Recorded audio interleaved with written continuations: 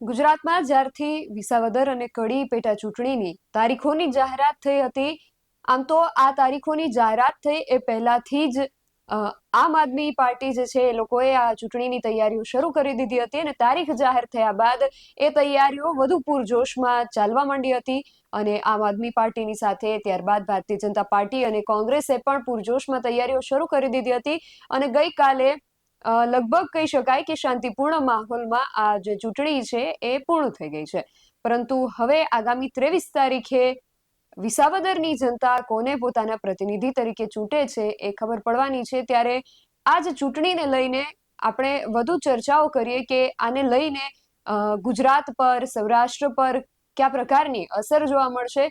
આ ચર્ચા કરવા માટે આજે આપણી સાથે જોડાયા છે વરિષ્ઠ પત્રકાર ધીરુભાઈ પુરોહિત. ધીરુભાઈ, BS9 TV ન્યૂઝમાં આપનું ખૂબ સ્વાગત છે.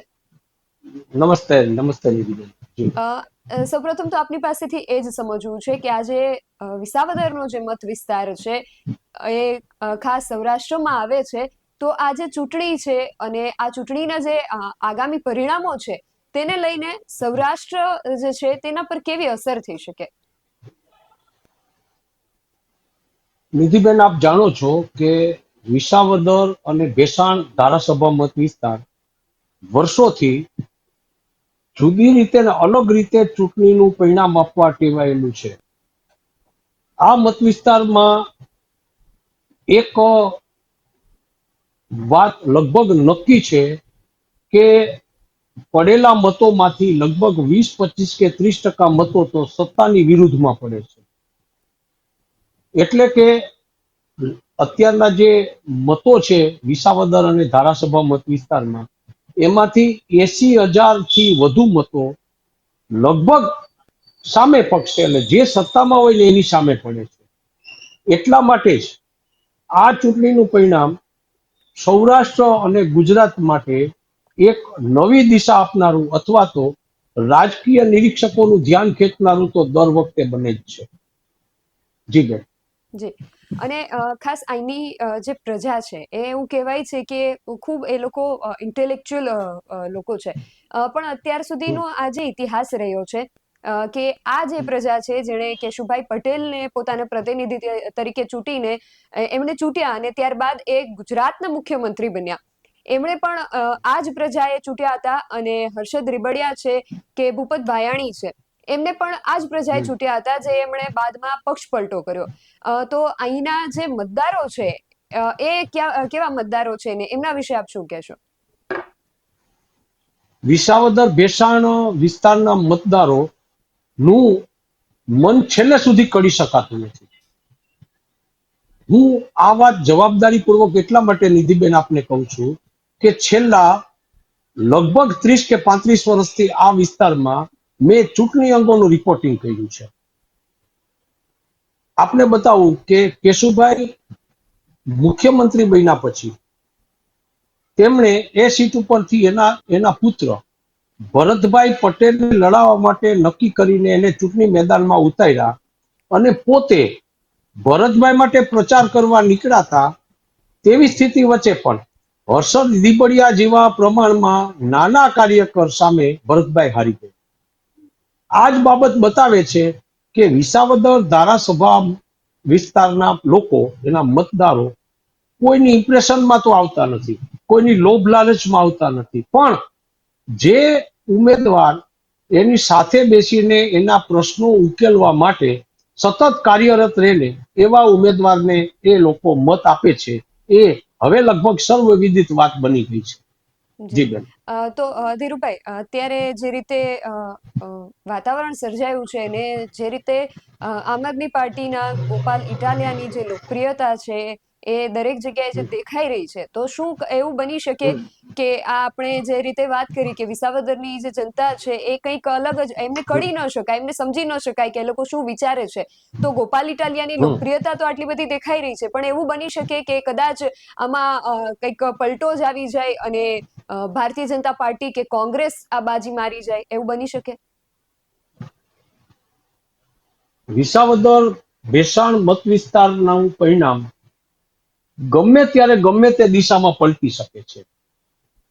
આ પરિણામ અજુકતું પણ આવી શકે છે. અને ક્યારેક એવું પણ બન્યું છે આ વિસ્તારમાં ભાજપ નો ઉમેદવાર સૌથી ઓછી વાર જીતા છે. હવે તમે એ કહો છો કે આ વિસ્તાર અત્યારે કઈ દિશા તરફ જઈ રહ્યો છે, એના માટે મારે એક કેલ્ક્યુલેટેડ એટલે ગણતરીપૂર્વકની વાત કરવી છે. આપ જાણો છો કે આ વિસ્તારમાં 2,61,000 મતો કુલ છે. હવે એ મતમાંથી 1,70,000 મત પડ્યા છે ને, એ ગણતરીએ મારે જો એ વાત કરવી હોય તો મારે 1,70,000-75,000 મતો પડ્યા હશે કુલ. આજે 57-58% મતો પડ્યા છે, હા. એટલે 1.5-2 લાખ મતો પડ્યા છે. હવે એમાંથી 80-85,000 મતો મળશે ને એ ઉમેદવાર જીતી જશે. અને આ મત વિસ્તાર મોટે ભાગે સત્તાની સામે રહેનારો મત વિસ્તાર છે. એટલે ગોપાલ ઇટાલિયા એટલે આપના ઉમેદવાર અને ભાજપના ઉમેદવાર કિરીટ પટેલ વચ્ચે શરૂઆતથી જ મજબૂત ફાઇટ થાય ને એવા સંજોગો હતા. હવે તમે કીધું એમ ગોપાલભાઈ તો શરૂઆતથી જ અને 3 મહિનાથી આવીને ત્યાં અડિંગો જમાવીને એક એક ગામમાં જી ચોરા બેઠકો કરીને, ખાટલા બેઠકો કરીને શરૂઆતથી જ એનું મજબૂત વાતાવરણ જમાવી દીધું હતું. એમાં આપ નિધિબેન સાચા છો જી કે પહેલો તબક્કો તો ગોપાલ ઇટાલિયાએ જીતી જ લીધો હતો. ત્યારબાદ ઉમેદવાર તરીકે કિરીટભાઈ પટેલ આવ્યા અને રહી રહીને નીતિનભાઈ રાણપડિયા કોંગ્રેસના ઉમેદવાર તરીકે આવ્યા છે. નીતિનભાઈ તો મને એવું દેખાય છે કે હું સ્પર્ધામાં નથી, પણ અત્યારે સીધી ફાઇટ ભાજપના ઉમેદવાર અને આપના ઉમેદવાર વચ્ચે ચાલે છે. એવી સ્થિતિ વચ્ચે આજે અત્યારે જે મતદાન થયું ને એ પરિસ્થિતિમાં સવારના 7 વાગ્યાથી બપોરના 2 વાગ્યા સુધીમાં ઘણું બધું મતદાન થઈ ગયું. રાજકીય નિરીક્ષકો માટે પણ આ મૂંઝવણનો સવાલ છે કે સવારમાં ખૂબ લાંબી લાઈનો લાગેલી. અને નીતિબેન, હું તો બહુ જવાબદારી અને દાવા સાથે કહું છું કે ત્યાંના મતદારો એટલા બધા જાગૃત છે કે હજુ તો મતદાન માટેની જે જગ્યા હોય ને એ મતદાન માટે ખુલી નહોતી. એ પહેલાથી ખેડૂત અને બીજા મતદાતાઓ ત્યાં લાઈનમાં ઊભી ગયા હતા અથવા તો મતદાન માટે એને ઉંબરે બેસીને રાહ જોતા હતા. કદાચ મારા પત્રકારકના આ સમયગાળામાં આટલી હદે મતદાતાઓને જાગૃત જોયા હોય એ કદાચ આ પહેલી ચૂંટણી છે મારી. એટલે સવારે જે મતદાન થતું હતું ને અને પછી જે રીતે બપોર સુધી સરેરાશ 10% લેખે દર કલાકે મતદાન વધતું હતું, ત્યારે મને એમ થયું કે આ મતદાતાઓનો જબ્બર જુવાળ છે ને આ વિસ્તારમાં પરિવર્તન લઈ આવશે. પણ હવે તમારે સાંભળવાની વાત એ છે કે આ મતદાન બપોર સુધી એટલે 2 વાગ્યા સુધી જ બરાબર લાંબી લાઈનો સાથે ચાલ્યું અને બપોર પછી એ મતદાનમાં આશ્ચર્યજનક રીતે ઘટાડો આવવા માંડ્યો. અને સાંજના સમયે તો એકાદ કલાક પહેલા મતદાન પૂરું થાય એની પહેલાના એકાદ કલાક પહેલા તો ઘણી જગ્યા ઉપર મતદાન કેન્દ્રો ઉપર કોઈ મતદારો જ હતા નહીં અથવા તો એકદમ પાંખી હાજરી વાળા મતદાનો હતા. એટલે રાજકીય નિરીક્ષકો અને અમારા જેવા અનુભવી પત્રકારો પણ સવારનું મતદાન કઈ તરફ થયું છે અને સાંજે ઓચિંતા મતદાન એકદમ ઘટી ગયું છે એ મતદાન કઈ તરફી થયું છે અથવા તો કેવા મતદારો ઘરે બેસી ગયા છે એ વાત બહુ મોટો સવાલ અત્યારે પણ રાજકીય નિરીક્ષકો અને અમારા પત્રકારોમાં અહીં ઉઠી રહ્યો છે.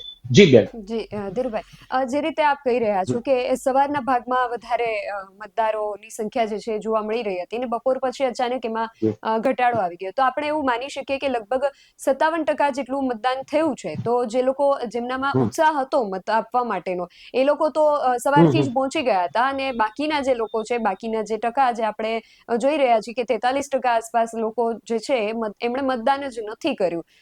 તો આ એ લોકો હોઈ શકે કે જે લોકોને મતદાન કરવાનું જ નહોતું, કરવાની ઈચ્છા જ નહોતી, કે શું કારણ હોઈ શકે? એમાં તમે સાચા પણ હોઈ શકો છો. સવારમાં જે મતદાન થયું છે એ મતદારો એવા હતા કે જે જાગૃત મતદારો હતા અને સાંજના સમયે જે મતદાન થવાનું હતું એમાં કદાચ એવું પણ બની શકે કે ભાજપના કમિટેડ વોટ, જેને આપણે પેજ પ્રમુખથી માંડી અને કેટલાક મતો એવા છે કે કોઈ પણ પાર્ટીના કમિટેડ વોટ્સ હોય છે. કોંગ્રેસના કમિટેડ વોટ્સ છે અને ભાજપના પણ ઘણા બધા કમિટેડ વોટ્સ છે વિસાવદર ભેસાણ પંથકમાં.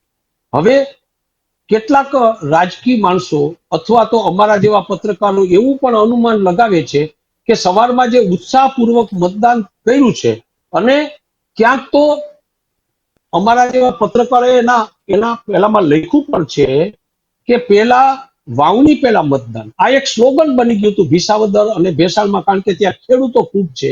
એટલે વરસાદ પડ્યા પછી જે દિવસે વાવણી કરવાના જવાનું હતું ને એ જ દિવસે મતદાન હતું અને મતદાન કરીને વાડીએ જવું અને વાવણી વાવવી, એ જે સ્લોગન લઈને આવનારા ખેડૂતો છે ને એ ખેડૂતોએ કદાચ પરિવર્તન માટે મતદાન કર્યું હોય અને સાંજના સમયે જે ભાજપના કમિટેડ વોટ છે ને એ એમ હશે કે ભાઈ લાઈન ઓછી થશે પછી નીકળશું, અને કદાચ ન પડ્યા હોય તો ભાજપ માટે સ્થિતિ મુશ્કેલ બની જાય એવું મારું માનવું છે. જી. જી. અને ધીરુભાઈ, આપ એક વાત જે રીતે કરી રહ્યા છો કે અ, પહેલા આમ આદમી પાર્ટીના જે ગોપાલ ઇટાલિયા છે એ લગભગ 3 મહિના અગાઉ જ ત્યાં પહોંચી ગયા હતા અને ત્યારબાદ ભારતીય જનતા પાર્ટીએ પોતાના ઉમેદવાર જાહેર કર્યા અને કોંગ્રેસ છેલ્લે રહ્યું. તો આ જે આગળ પાછળની જે રેસ છે, પહેલા ઉમેદવાર જાહેર કરવાને પછી એકબીજાની રાહ જોવી કે પહેલા ભાજપ ઉમેદવાર જાહેર કરે પછી અમે કરીએ કે પહેલા કોંગ્રેસ જાહેર કરે પછી અમે કરીએ, તો આનાથી ચૂંટણી પર કોઈ અસર થઈ શકે ખરી? જોરદાર અસર થઈ શકે. વિસાવદર ભેસાણ, આ તમારા પ્રશ્નનો બેન મારે જવાબ આપતા પહેલા થોડીક વિસાવદર ભેસાણની આ જે ધારાસભા મત વિસ્તારની ભૌગોલિક પરિસ્થિતિનું આપને વાકેફ કરું છું કે વિસાવદર, ભેસાણ અને જુનાગઢ એમ 3 તાલુકામાં વેચાયેલો આ મત વિસ્તાર છે. લગભગ 65 ગામડા વિસાવદર, 60-65 ગામડા ભેસાણ અને 30-35 ગામડા જુનાગઢ મત વિસ્તાર. આ 3 તાલુકાઓ, સોરી, આ 3 તાલુકાઓ નો બનેલો આ મોટો મત વિસ્તાર છે. જે ચૂંટણીમાં અથવા તો કોઈ પણ ધારાસભાની ચૂંટણીમાં ઉભા રહેવાનો ઉમેદવાર છે, એ ઉમેદવારે આ આ 3 તાલુકાના ઘણા બધા ગામડાઓને 165 ગામડાનો પ્રવાસ પૂરો કરવા માટે કમસે કમ 1 થી 1.5 મહિનો લાગે. એટલે જે પેલો ઉમેદવાર જાહેર કરે ને એને માટે શરૂઆતમાં એના સંપર્કોને કારણે એ ઉમેદવાર માટે એની તરફેણમાં વાતાવરણ થઈ જવાની શક્યતા વધી જાય. એટલે ઉમેદવાર જે પેલો જાહેર થયો હોય ને એને એ વાત છે ને એના તરફ વધુ આગળ વધે, કારણ કે મતદારોને રીઝવવા માટેની એની જે પદ્ધતિ છે એ વહેલી શરૂ થઈ ગઈ છે. એટલે ગોપાલભાઈ એક તો જાતે વકીલ છે, એને ચૂંટણી લડવાનો અનુભવ છે, અને બીજું કે વિસાવદર વિસ્તારના લોકો સાથે એને અહીં ચૂંટણી લડવાની છે એમ માનીને ઘણા વખતથી સંપર્કો શરૂ કરી દીધા હતા. એટલે કેટલાક મિત્રો, કેટલાક એના પ્રશંસકોને કારણે શરૂઆતનો તબક્કો અને પછી જ્યારે ઉમેદવાર ભાજપનો જાહેર થયો ત્યાર પછી પણ એને કિરીટભાઈ સામે પ્રચારમાં જ એક મજબૂત તાકાતથી લડત શરૂ કરી દીધી હતી. એટલે અસર તો પડે, પેલા ઉમેદવાર જે જાહેર થાય એને માટે જીતવાના ચાન્સીસ વધી જતા હોય એવું મારું માનવું છે. જી. અને ધીરુભાઈ, બીજું એ કે આ ત્રણેય પક્ષના જે ઉમેદવારો છે એ પાટીદાર સમાજમાંથી આવે છે, તો આ ત્રણેય પક્ષના જે ઉમેદવારો ત્રણેય એક જ સમાજમાંથી આવતા હોવાનું અને ત્યાંના જે જાતિગત સમીકરણો છે તેને લઈને આપનું શું માનવું છે? એ કેવી અસર કરી શકે? આપ જાણો છો કે સૌથી વધુ મોટો પાટીદાર સમાજના છે, પછી ઓબીસી મતો આવે છે. ઓબીસી મતોમાં કોળી મતો છે, આહેર મતો છે, પછી પ્રજાપતિ સમાજના મતો છે, કાઠી સમાજ, ક્ષત્રિય સમાજના મતો છે. આ 4 જ્ઞાતિના સૌથી વધુ મતો મળી અને લગભગ 63% જેવા મતો થાય છે. આ મતો જે ઉમેદવાર જીતે ને એને માટે ફાયદાકારક બની શકે. આ મતો કોની તરફેણમાં ઢળે? કારણ કે આ 3 ઉમેદવારો લેવા પટેલ સમાજના હતા, એટલે સ્વાભાવિક રીતે જ લેવા પટેલ સમાજ પોતાની જ્ઞાતિના ઉમેદવારને 5-7-10 હજાર મત તો આપે જ. એટલે કોંગ્રેસનો ઉમેદવાર આ વખતે, કદાચ ગયા વખતે બેન કોંગ્રેસના ઉમેદવારને, વાડોદરિયા કોંગ્રેસના ઉમેદવાર હતા અને એને લગભગ 18 થી 20 હજારની વચ્ચે મતો મળ્યા છે. આ વખતે 10,000 મતો મળશે એને. અને જે બાકીના 10,000 મતો છે એ એના કમિટેડ વોટ્સ છે, ઓબીસી ના, દલિત સમાજના અને મુસ્લિમ સમાજના. એટલે હું માનું છું કે આ 10,000 મતો છે ને એ કદાચ આમ આદમી પાર્ટીના ઉમેદવાર ગોપાલભાઈ તરફ ઢળે અને એને કારણે એનું પલ્લું ભારે બની જાય એવી શક્યતા નકારી શકાતી નથી. જી. તો ધીરુભાઈ, આપની વાત પરથી એટલું સમજી શકાય છે કે કોંગ્રેસ જે છે અહીંયા કદાચ ગેમ ચેન્જર બની શકે. તો મારો પ્રશ્ન એ છે કે કોંગ્રેસ ગેમ ચેન્જર બની અને ભાજપને ફાયદો કે નુકસાન કરાવશે, કે આમ આદમી પાર્ટીને ફાયદો કે નુકસાન કરાવશે?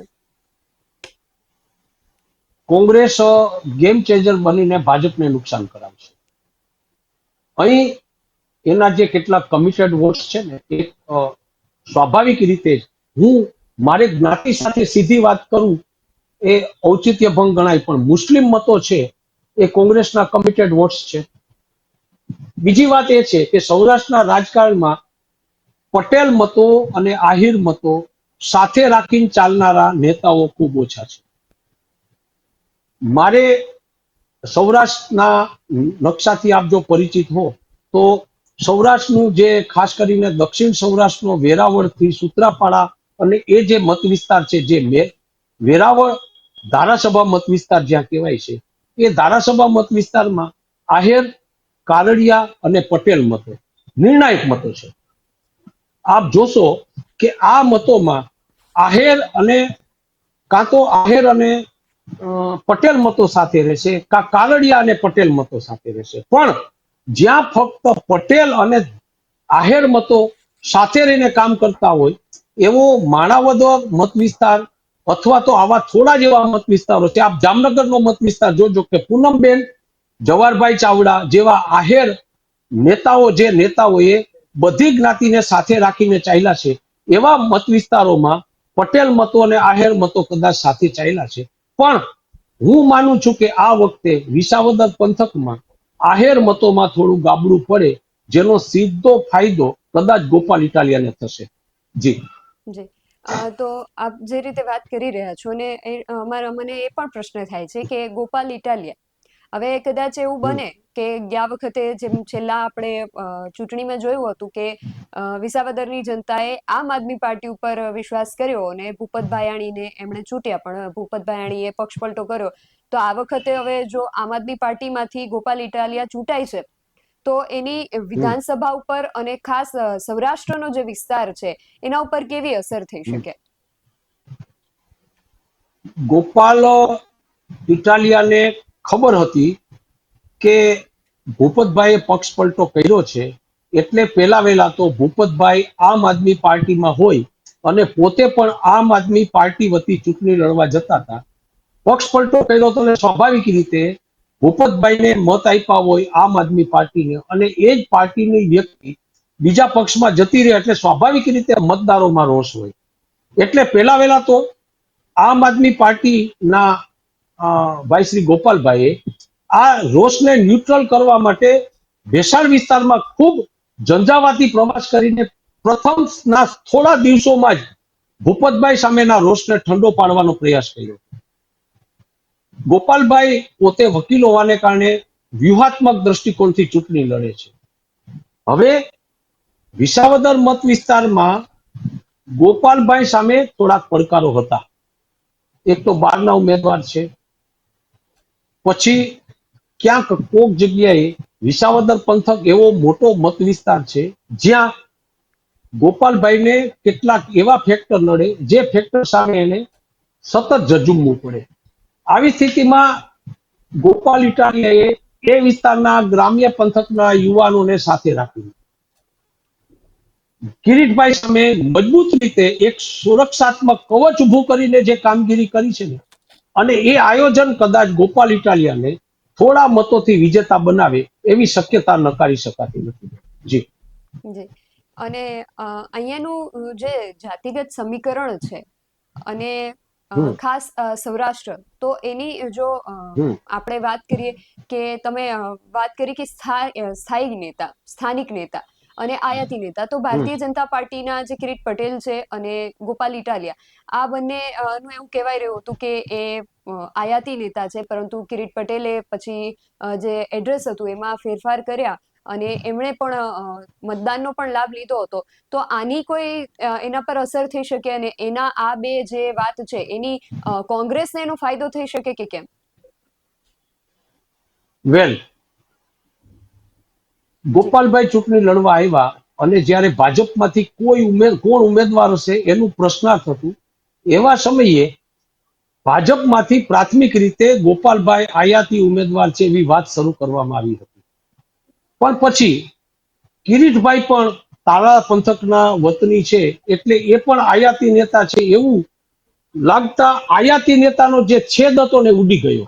આયાતી નેતાનો મુદ્દો કેશુભાઈ વખતે ખૂબ ચાલ્યો હતો. જ્યારે ભરતભાઈ ચૂંટણી લડવા આવ્યા ને એની સામે હર્ષદભાઈ હતા, એ સમયે આયાતી નેતાનો મુદ્દો ચાલ્યો હતો. પણ મને એવું લાગે છે કે આ વખતે આયાતી નેતા કરતા પણ ખેડૂતો વચ્ચે બેસીને ખેડૂતોના પ્રશ્નો હલ કોણ કરી શકે એ મુદ્દો સૌથી વધુ ચાલ્યો છે. જી જી એટલે આપણે ચર્ચા પરથી એટલું તો સમજી શકીએ કે જે ખેડૂતો માટે જે લોકો કામ કરે છે ને ખાસ ખેડૂતોનો જે વિશ્વાસ જીતી શકે એ અહીંયા હમ. પ્રતિનિધિ તરીકે હમ ચૂંટાઈ શકે. હવે આગામી હા હા 23મી તારીખે શું થાય છે ને કોણ પ્રતિનિધિ તરીકે ચૂંટાય છે એ ખબર પડશે. હમ. પણ ધીરુભાઈ, આપ અમારી સાથે આ ચર્ચામાં જોડાયા તે બદલ આપનો ખૂબ હજી આભાર. હજી એક એક એક એક જી એક એક પ્રશ્નનો જવાબ બેન તમારો હાજી. અધૂરો હતો કે આમાં છેલ્લે કિરીટભાઈના જે ખાલી ભાજપના જે કમિટેડ વોટને બહાર કાઢવા માટે છેલ્લી ઘડીએ જે કાર્યકરો મેદાનમાં આવ્યા છે ને એને કારણે હાર જીત ખૂબ ઓછા માર્જિનથી થશે, ઓછા માર્જિનથી. પણ જે ઉમેદવાર જીતશે ને એની અસર સૌરાષ્ટ્રના રાજકારણ પર બહુ મોટી થશે. સૌરાષ્ટ્રમાં જો કદાચ કિરીટભાઈ થોડા મતોથી જીતી જાય તો કિરીટભાઈને ટેકો આપનારા પટેલ નેતાઓ, ખાસ કરીને આપણે જે હું નામ ભૂલી ગયો છું, પેલા એ બધા જે ખાસ પટેલો હતા જે જયેશ સાવરકુંડલા સોરી રાદડિયા. જયેશભાઈ જી રાદડિયા એક મોટા નેતા તરીકે પ્રસ્થાપિત થાય જી બેન, અને સૌરાષ્ટ્રના એક ખમતીધર નેતા તરીકે એને કેબિનેટમાં સ્થાન મળે એ વાત ચોક્કસ ગણાય છે. પણ જો કિરીટભાઈ માટે મતો ઓછા મળે એ સ્થિતિમાં કોઈ પટેલ નેતા નવા સૌરાષ્ટ્રમાં ક્યાંક પોતાની કારકિર્દીમાં ઉભરે અને નવા પટેલ નેતા અને નવી રાજનીતિ લેવા પટેલ સમાજમાં ઊભી થાય એ દ્રષ્ટિકોણ પણ આ રાજનીતિમાં મૂલવી શકાય એવો છે મારી દ્રષ્ટિએ. જી. જી અને ધીરુભાઈ, જે રીતે ભારતીય જનતા પાર્ટીએ પોતાનું 40 સ્ટાર પ્રચારકોનું જે કટક હતું એ આ ચૂંટણીના રણ મેદાનમાં ઉતારી દીધું હતું, તો હવે કદાચ જો હમ ભારતીય જનતા પાર્ટી આ ચૂંટણી નથી જીતતી તો એની કેવી માઠી અસર હમ થઈ શકે? બહુ મોટી અસર થશે બેન. તમે વિચારો કે એકલવીર આમ આદમી પાર્ટી પાસે પૂરતા કાર્યકરો પણ ન હોય એવો એકલવીર વ્યક્તિને હરાવવા માટે પ્રદેશ કક્ષાના નેતાઓથી માંડી અને સ્થાનિક બધા નેતાઓને ગામડે ગામડે ખાટલે બેઠકો કરવી પડે. સૌરાષ્ટ્રના ખાસ કરીને સૌરાષ્ટ્રના મિનિસ્ટરો જે રાજ્ય સરકારની અંદર પ્રધાનો છે એ પ્રધાનો એ ભેસાણ અને વિસાવદર પંથકના ગામડામાં ખાટલે બેસીને ગામના લોકોની સાથે ચા પી અને આ ચૂંટણીના વ્યૂહમાં ઉમેદવાર અને પ્રતિસ્પર્ધી ઉમેદવારને હરાવવા માટે મેદાનમાં આવવું પડે ને એ જ વાત બતાવે છે કે આ ચૂંટણી ભાજપ માટે પ્રતિષ્ઠાનો સવાલ બની ગઈ હતી. આ ચૂંટણીમાં જો ભાજપના ઉમેદવાર હારશે તો એની મોટી અસર પ્રદેશ કક્ષાએ અને સૌરાષ્ટ્રના રાજકારણમાં ખૂબ થશે. એ વાત સાચી છે આપની. જી જી ધીરુભાઈ, અને આપણે આ જ્ઞાતિ સમીકરણોની ચર્ચા કરી એટલે ફરી એક પ્રશ્ન મને યાદ આવ્યો કે જે રીતે કિરીટભાઈ પટેલ કહી રહ્યા હતા કે આપણે એવા વ્યક્તિને ચૂંટવા જોઈએ કે એવા વ્યક્તિને આપણે આગળ લાવવા જોઈએ જે 700 જેટલી દીકરીઓના સમૂહ લગ્ન કરાવે છે. તો હવે વિસાવદરની જે ચૂંટણી છે એમાં તો જયેશ રાદડિયા જે છે એ તો માત્ર પ્રચારક કે પ્રભારી હતા, તો એ 700 દીકરીઓના સમૂહ લગ્ન અને એને વિસાવદર સાથે કઈ રીતે સંબંધ હોઈ શકે? વેલ, બહુ સારો પ્રશ્ન છે બેન. વિસાવદર, હવે જયેશભાઈના પપ્પા વિસાવદર નહીં, આખા સૌરાષ્ટ્રના લેવા પટેલ સમાજના અનબીટન નેતા હતા. એની લેવા પટેલ સમાજ ઉપર વિઠ્ઠલભાઈ, જેને અમે બધા દાસ કહેતા, વિઠ્ઠલદાસ, એનું વ્યક્તિત્વ લેવા પટેલ સમાજ ઉપર એનું જે પકડ હતી ને જબ્બર હતી. અને વિઠ્ઠલભાઈ ત્યાં લેવા પટેલ સમાજની બહુ મોટી હોસ્ટેલ ચલાવી અને દીકરીઓના અભ્યાસમાં ખૂબ મોટું કામ કર્યું છે વિઠ્ઠલભાઈએ. અને જયેશભાઈ આજે એ કામ કરી રહ્યા છે. વિઠ્ઠલભાઈની અસર આજે પણ સૌરાષ્ટ્રના રાજકારણમાં દેખાય, ખાસ કરીને વિસાવદર પંથકમાં. અને સમૂહ લગ્નના પ્રણેતા, સમૂહ લગ્નમાં જે કામગીરી કરવાની હોય ને એ ઠેર ઠેર વિઠ્ઠલભાઈને નામે ખૂબ થતી હતી. સમૂહ લગ્ન એટલે એક એવું સામાજિક કાર્ય છે કે જેની અસર ફક્ત લેવા પટેલ સમાજના રાજકારણમાં જ નહીં, એના અંગત જીવનમાં પણ પડી શકે બેન. લેવા પટેલ સમાજમાં દીકરીઓના સમૂહ લગ્ન બહુ મોટી ઘટના ગણાતી એ વખતે, જ્યારે વખતમાં અમે જ્યારે અમારું શરૂઆતનું રિપોર્ટિંગ હતું આજથી 35 વર્ષ પહેલા. અને આજે પણ. એટલે તમે જયેશભાઈની વાત કરો છો, જયેશભાઈ ચૂંટણી મેદાનમાં આવ્યા અને જયેશભાઈએ ગામડે ગામડે કિરીટભાઈને મદદ કરી. એને કારણે જ કદાચ આ ચૂંટણી જંગ છે ને ઈ આપ અને ભાજપ વચ્ચે કટોકટીનો જંગ થઈ ગયો છે. પણ અત્યારે કોંગ્રેસે જે ઉમેદવાર મૂક્યો છે એના મતો જે તૂટે છે ને એ મતો આમ આદમી પાર્ટીને જાય છે ને એને કારણે કદાચ આમ આદમી પાર્ટી 10-12 હજાર 5-7 હજાર મત વધુ લઈ જાય એવી શક્યતા રાજકીય નિરીક્ષકો આમ અત્યારે દર્શાવી રહ્યા છે. જી જી. ધીરુભાઈ, આપ ખાસ સૌરાષ્ટ્રના રાજકારણની વાત કરી રહ્યા છો, તો સૌરાષ્ટ્રના બે જે લોકપ્રિય નેતાઓ છે, વિઠ્ઠલભાઈ રાદડિયા અને કેશુભાઈ પટેલ.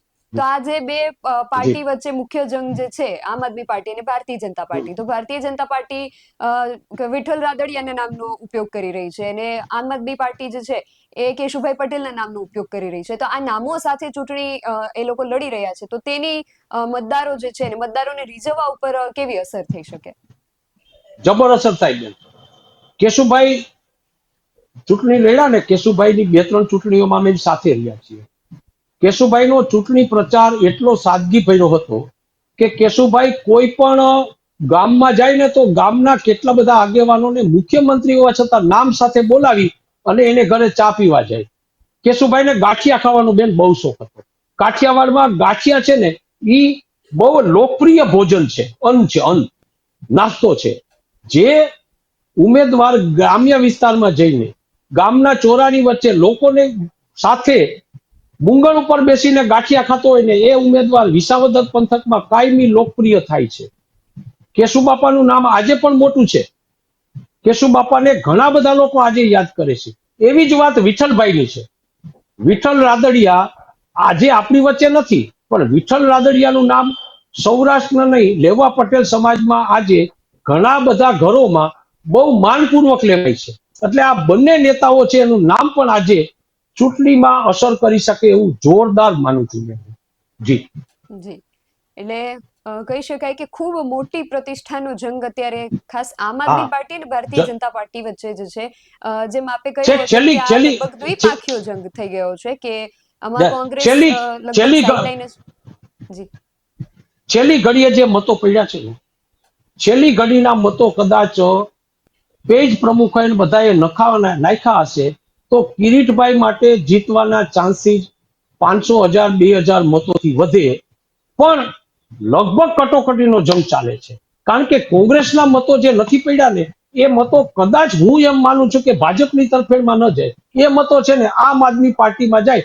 ભાજપના કમિટેડ મતો એમનેમ છે, પણ જે 20,000 માંથી 10,000 મતો જ કોંગ્રેસના ઉમેદવારને મળે તો બાકીના 10,000 માંથી મોટે ભાગે 6-7 હજાર મતો આમ આદમી પાર્ટીના તરફેણમાં જાય ને એને કારણે હું માનું છું કે આપના ઉમેદવારને જીતવાની શક્યતા વધી છે.